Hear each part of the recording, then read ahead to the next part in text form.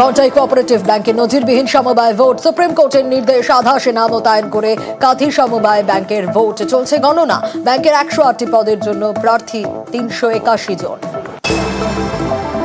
কাঁথি সমবায় ব্যাংকের ভোট ঘিরে উত্তপ্ত রামনগর। তৃণমূল বিজেপির সংঘর্ষে বিজেপি কর্মীদের মারধরের অভিযোগ তৃণমূলের বিরুদ্ধে। প্রতিবাদে রামনগরে পথ অবরোধ বিজেপির, মারধরের অভিযোগ অস্বীকার তৃণমূলের। পরে পুলিশের হস্তক্ষেপে অবরোধ ওঠে।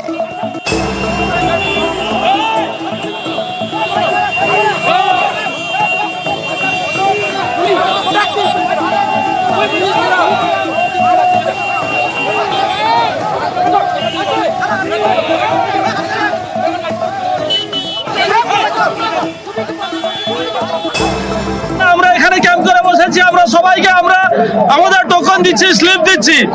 এরা বুড়ো মানুষের কাছ থেকে স্লিপ আর টোকন ছিনিয়ে নিচ্ছে, আর আমাদের এখানে এসে মারামারি করছে। এখানে ক্যাম্পে আমরা বসছি, আমাদের মন্ডল সভাপতিকে এখানে রাস্তার উপরে ফেলে মারছে। একদল গুন্ডা এখানে এসে মারামারি করছে, আমাদের এখানে ক্যাম্প ভাঙচুর করছে। এখানে আমরা পুলিশকে বললে পুলিশ আসছে না। সম্পূর্ণ অসত্য এবং সম্পূর্ণ মিথ্যা। যেহেতু প্রতিদ্বন্দ্বিতা করার মতো কোনো প্রার্থী নেই, কোনো লোকবল নেই, কোনো মানুষ নেই, কোনো ভোটাধিকার নেই, সেক্ষেত্রে তারা একটা অজুহাত করতে চেয়েছিল, এই ধরনের ক্যাওস সৃষ্টি করতে চেয়েছিল। পুলিশ প্রশাসন তার ব্যবস্থা গ্রহণ করবে, কোনো রকমের গণ্ডগোলের মধ্যে আমরা তার মধ্যে থাকবো। সমবায় ভোট ঘিরে উত্তেজনা, হেরিয়ায় ভোট ঘিরে অশান্তি, তৃণমূল বিজেপি কর্মীদের মধ্যে বচসা।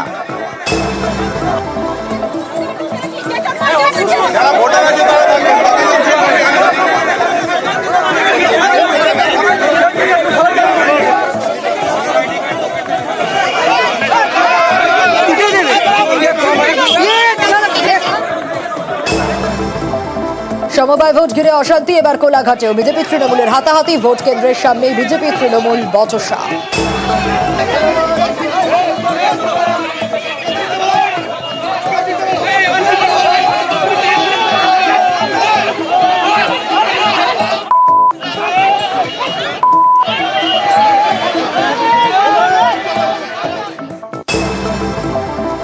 কাঁথি সমবায় ব্যাংকের ভোটে ভুয়ো ভোটারের অভিযোগ। ভোট মেটার পর নতুন করে সংঘর্ষ। ক্ষেত্রমোহন হাই স্কুল চত্বরে নতুন করে উত্তেজনা, তৃণমূল বিজেপির মধ্যে বিবাদ। বাগুইয়াটিতে কাউন্সিলর ও তার অনুগামীদের মারে জখম প্রমোটার।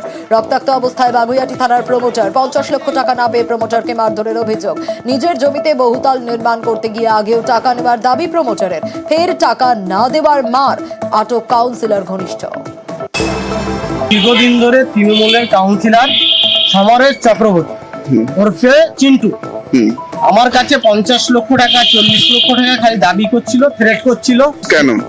আমি প্রজেক্ট করছি, এটা আমার নিজের জমি, বিধাননগর মিউনিসিপাল কর্পোরেশনের স্যাংশন নিয়ে আমি নিজে কাজ করছি। ও আমাকে প্রচুর ডিস্টার্ব করছে, খালি টাকা দাও টাকা দাও। কমসে কম 40 থেকে 50টা ছেলে পাঠিয়ে দিয়েছে, মেশিন উইথ আর্মস সমেত। আর্মস দিয়ে আমার মাথায় মারি মেরে, আমাকে মেরেছে, আমার সারাকে মেরেছে, আরো আমার কাজের লোকদের মেরেছে। আমি থানায় গেছিলাম, থানা থেকে না আমাকে কোনো হসপিটালাইজ না কিছু, শুধু বলছে আপনি কমপ্লেন করুন। মেশিন দিয়ে মেরে মাথা ফাটিয়ে দিয়েছে দিনে দুপুরে। আমরা তো বুঝতেই পারিনি, ও তো রোজ যেমন সাইডে আছে সেরকম সাইডে কাজ করতে এসছে।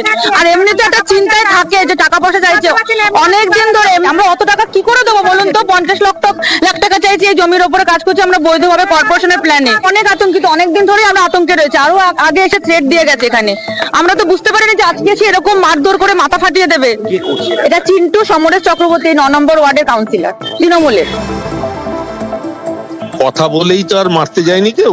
উনি যেদিন চেয়েছিল সেদিন গিয়ে কমপ্লেন করেননি কেন থানায়? সমরেশ আপনাদের সব থেকে কনিষ্ঠ কাউন্সিলর, কথা বলবো ওর সঙ্গে।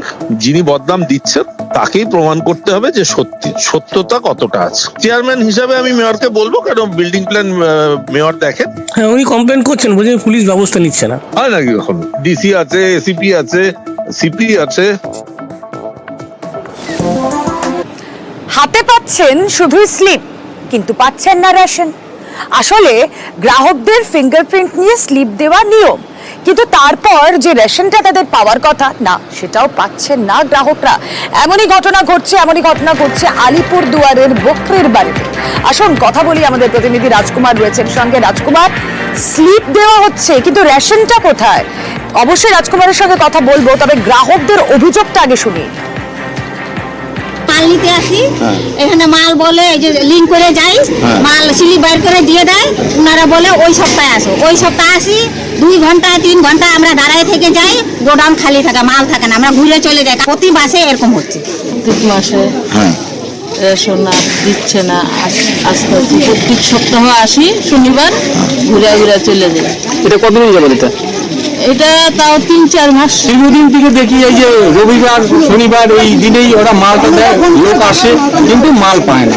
আজকে মাসের 15 তারিখ, এখন মধ্যে এই ব্যক্তিগুলো মাল পাচ্ছে না, এবং এরা নাকি আগের মাসেও কিছু কিছু লোক মাল পায়নি। এই ব্যাপারটা আপনারা মানে সাংবাদিকরা আসেন, আপনার উদ্যোগ লোককে জানান যাতে সুস্থভাবে সবাই আমরা মালটা পাই।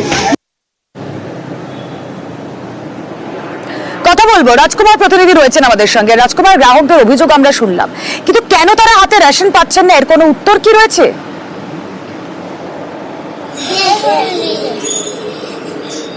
দেখো, একমাত্র এর উত্তর দিতে পারে ওই রেশন ডিলার, কিন্তু রেশন ডিলার কিন্তু এর উত্তর দিতে তালবাহানা করছে। তিনি কখনো বলছে মাল নেই, কখনো বলছে এর আগের যে ডিলার ছিল তিনি মাল রেখে যাননি, সেই কারণে সমস্যায় পড়ছে। ফলে এর কিন্তু কোনো সদুত্তর নেই।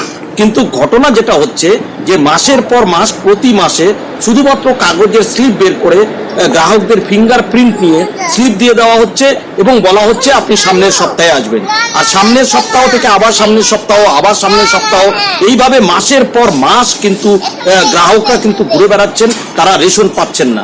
চাঞ্চল্যকর এই ঘটনা কিন্তু একেবারে কোনো কোনো গায়ে নয়, একেবারে আলিপুরদুয়ার জেলার যে খাদ্য দপ্তরের যে অফিস থেকে কার্যত ঢিলছোড়া দূরত্বে আলিপুরদুয়ার শহরে বকরিবাড়িতে এমন ঘটনা ঘটছে।